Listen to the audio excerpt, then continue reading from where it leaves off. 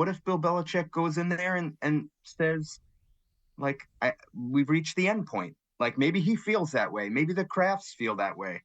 Or what if he goes in there and says, all right, here's everything I did wrong. I don't think we're that far off. Here's what I'm going to do to fix it. And then they like what they hear.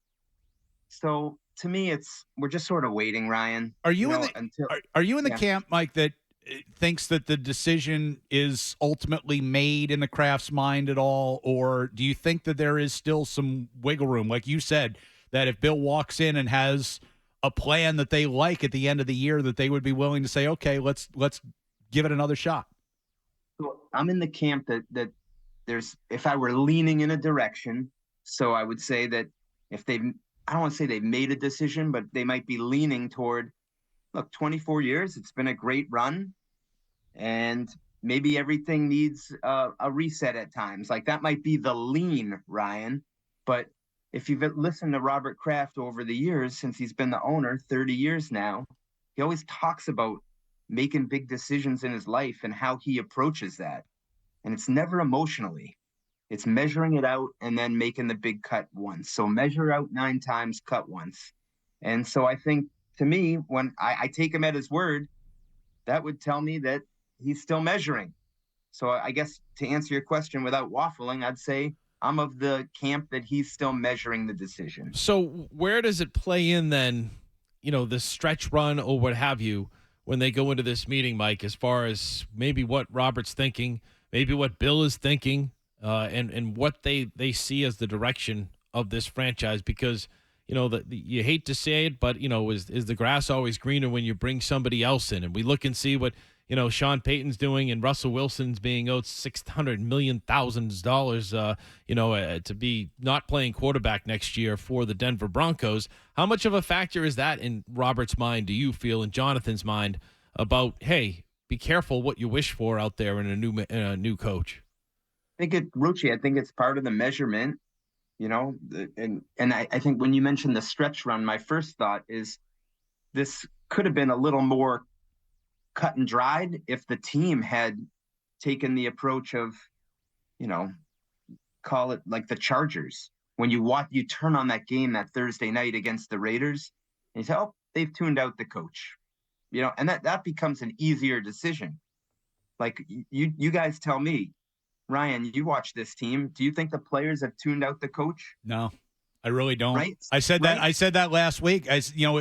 Say what you want about the talent level of this team, but the guys are still playing they're playing hard every week. We saw it on Sunday. There's no reason for them to go to that game on Christmas Eve and show up and put the kind of effort in at this point. Yeah, and when you have 11 losses at this point in the season, but they did. And Mike and I have been asking, along with other reporters down there, for a month. Hey, what do you think of Coach Bill Belichick? He's kind of being like, out there hung out to dry in the public and what have you. And they've defended him to the hilt, both on the record and really off the record too, that they enjoy playing for this guy. And it's Pop Douglas told me in a sit down yesterday that it's everything he thought it would be, and maybe a little bit more. Just being around this guy, you're in awe of him, and then he brings something to the table that maybe you didn't think of when it comes to pointing out a flaw or helping you with a certain situation. I watch him all the time, Ryan, with binoculars during these games, especially on the road, and you see him actively involved. He took Farrell Brown aside and showing him the tablet, this, and went over to the other tight ends, this, and this. He does that routinely, too, on both sides of the football, special teams as well. And I still think that the players appreciate what they get out of him. To give you guys an example, I was thinking about this, and Devon Godchaux in the locker room after the game on Sunday night was talking with me, and he said, some of the guys in the room were talking about how, look, some teams just have a bad season, right? And the Patriots haven't really had this, so it's sort of foreign to the fans. And I'm going to give you an example of the Baltimore Ravens. John Harbaugh, third longest tenured head coach in the NFL. In 2015, they were 5-11. They stuck by him. He was 8-8 the year after that, 9-7 the year after that. They stuck by him. 2021, the Ravens were 8-9. They've stuck by him. Look at them now. And nothing's ever the same, situation. I'm not saying the Ravens situation is the same as the Patriots, but I think sometimes you have one bad season and you can have this reaction like, oh, he's got to go. And I just think we got to look around. The Steelers would be another example with Tomlin. The last Steelers playoff win was in the 2016 season. They stuck with Tomlin. So I think there's different ways to look at this, guys. It's sort of what I'm trying to say. In your mind, you mentioned, the teams have bad seasons, and this has certainly been. I mean, and Phil and I were kicking it around yesterday. Like, what's Bill's case if he goes to ownership and says, listen, I understand this is not, an acceptable record this season, but, look at all the injuries that we've had to deal with and all the man games that we've lost, and look at the problem we had with our starting quarterback, and look at all these different things that weren't necessarily in his control. That said, one of the things that I would point to if I'm ownership is this team doesn't feel as well coached as it used to be, right? You see almost every week penalties and mistakes and mental errors that Bill Belichick coached teams didn't used to make. You've become the other team that you used to poke fun at, and you used to wait to make mistakes. So, Mike, is Bill as good of a coach as he used to be? We all understand what the troubles are as GM and the roster building issues, but just from a coach perspective, which would be why you would be keeping him here, is he as good of a coach as he used to be? So Ryan, I'm going to say decisively yes, but where it's fallen off, and what you said is fair, is he doesn't have the same level of support around him. And I'm talking about the Dante Scarnecchias, talking about the Romeo Crennels, talking about the Brad Sealeys, Ernie Adams, the Scott O'Briens. And so I'm going to answer your question now, Ryan. I'm going to say, if I'm making the case and I'm Bill Belichick and I'm going into that meeting, that's part of my case. Be like, look, I made some mistakes here that contributed to this bad season. I own it. Here's what I identify as the things that can get us back on track. And I'd say specifically, like, offensively, that to me is the story of the season. Like, they were so bottom level offensively that it took the whole team down with them. Like, defensively, Ryan, I think they're well coached. I think they got good personnel. Special teams, they got to be better. So that's part of the case to me. Like, hey, what if you bring back, and this was part of the scenario we were talking about the other day, bring back Josh McDaniels to work with Bill O'Brien, two guys that just want to win. They'll figure it out. And Dave Ziegler, I'm not even saying he's the general manager, but just bring him back in the personnel department and build up more around him to help him as Bill gets older and is in this, towards the end of his coaching career. I think it's more about the support around him than the man himself. Yeah, and to back that point up, Mike, David Andrews yesterday was at the podium, and he brought up Dante Scarnecchia 3 or 4 times in talking about, what he's learned and going forward and things like that about, playing offensive line and just kind of being a well-coached player. He kept referring to Dante Scarnecchia, and so they don't have that. So my question to follow that all up, Mike, would the Crafts be comfortable if they indeed come to an agreement that Bill will be back, of handing him the keys and being the guy to select that future franchise or the next quarterback of this Patriots franchise? Dan, I don't know how to answer it. Would they be comfortable? Then don't answer it, Mike. Well, you look down the laundry list of quarterbacks that Bill, with the exception of the greatest quarterback of all time, there's a lot of quarterbacks that Bill has drafted since he's been here that are either career backups or not even that. And I do think if you took a poll of all Patriots fans, not just talk people, radio and what have you, but all Patriots fans have said, are you comfortable with Bill Belichick, the head coach? I would say 75% to maybe 80% would say yes. Are you comfortable with Bill Belichick, the GM? I think it would be the opposite. So that's the problem that I think you maybe look at on paper as to what they might have, Mike. Hello?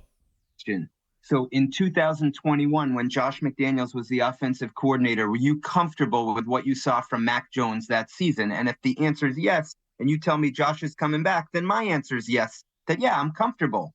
Because I think it goes back to what we're talking about. Am I comfortable with Bill Belichick making that pick and the same setup and the same stuff they had this year? No. But if you're going to tell me there's more support around him, then I can get comfortable with that. Yeah. How about for you? I would say, boy, that to me is the question, and that's kind of where I've been all year, not just in the last couple of weeks, but all year long is you didn't have or haven't had the quality of offensive players, playmakers, weapons that other teams in the league have. And you need to find a way to fix that. And I don't know what the discussion is like. I don't know if it's bringing in the Ziegler or, the idea would be, Nick Caserio coming back or whatever, but I don't know if that's there amongst that group. I just don't know. That's my answer that if I wouldn't want to be Robert Kraft and Jonathan Kraft in that situation because I don't know the answer to that. And that's the tough one because let's face it, as we're seeing with Denver and Sean Payton and Russell Wilson, this is the year now where you're pivoting the franchise in the direction of the next, 5 to 10 years in the future of this Patriots team, right? Yeah. And Ryan, like December 6th, 2021, they beat the Bills in that wind-blown game, and they were the number 1 seed in the AFC at that time. And I think people forget that. Mac was a rookie quarterback. Like, this thing was headed in a better direction.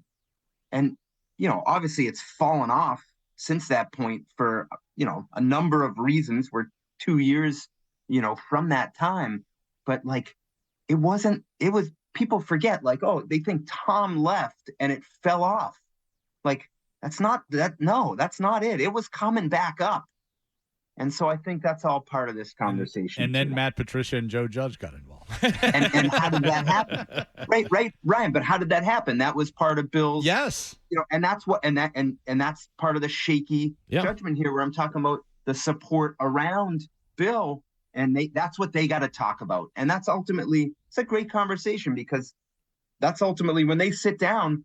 If Bill's like, no, I was doing everything right, this just bad luck with injuries. Well, if you're ownership, that's probably not going to be what you want to hear. Yeah. Right. That's Nobody who's watched this team play would over the course of the last couple of seasons would buy that explanation and that it's just bad luck. And our final thoughts with Mike, I think other things, Ryan, is talking to some people yesterday down there is, yes, the season's ending. Yes, we've all seen it be a disaster. It's been tough, but to watch these players, and I'm going to sound like a homer or what have you, but to watch these players work and to watch the attitude in that locker room the last month or so when they knew they were out of it has been kind of cool to watch unfold with the enthusiasm, the passion, the professionalism that the veterans on this team have had.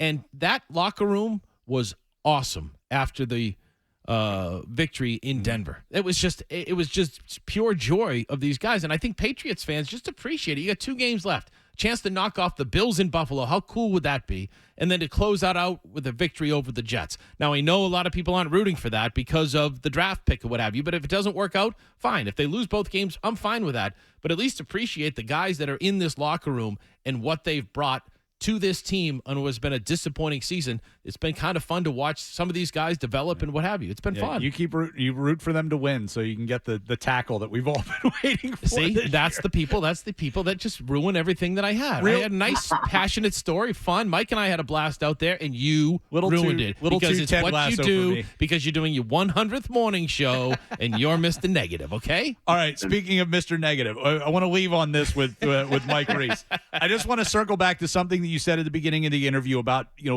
Bob Kraft and how he makes decisions and kind of taking the emotion out of it. Yep. There's been a lot of talk as this has played out this year about how much is Kraft worried about being the owner who saw both Brady leave and Belichick leave. The Brady thing wasn't completely his decision, but it's still, if you're worried about legacy, that certainly enters into the equation. Do you think, given, especially after Brady left and won elsewhere, do you think it's possible to totally divorce himself of the emotion of what it would mean to then part ways with Bill Belichick and potentially have him go and finish his career somewhere else?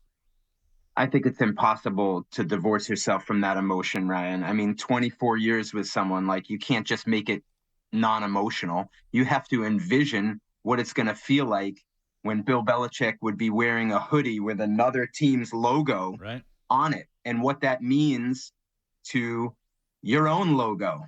and your own legacy. So no, I don't think I think that's going to have to be part of what he's measuring out.